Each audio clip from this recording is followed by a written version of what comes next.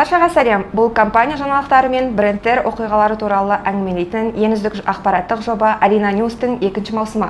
13-29 қараша аралығында Ақтау, Қызылорда, Астана, Көкшетау, Тараз және Алматы қалаларында Favori брендінің презентациялары өтті. Іс-шаралар брендтің серіктестері алаңдарында ұйымдастырылды.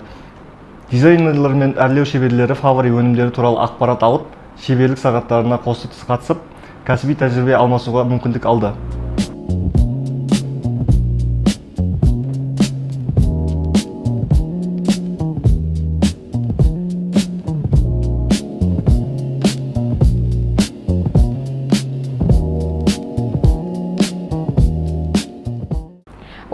Қазан күні оқу және персоналды дамыту бөлімі қызметкерлерінің жасөспірім балалары үшін биыл 3-ші мәрте ашық есік күнін өткізді.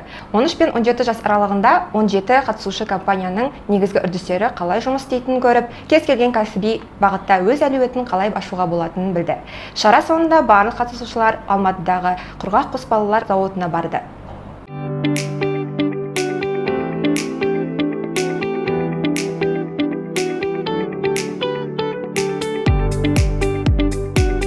Қараша айында Алма УУ студенттерін үшін Алматыдағы Alina Group зауытында 4 қонақ инфотуры өткізілді.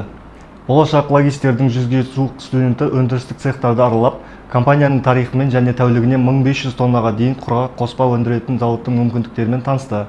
Мұндай инфотурлар жыл сайын 1000-нан астам қонақты жинайды.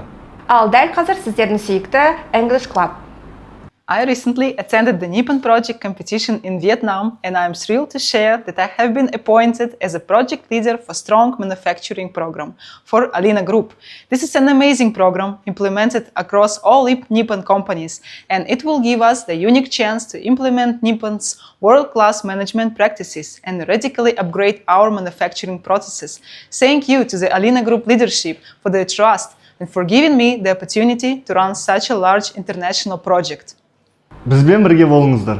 Және Alina News'тың жаңамды жаңалықтарымен хабардар болыңыздар.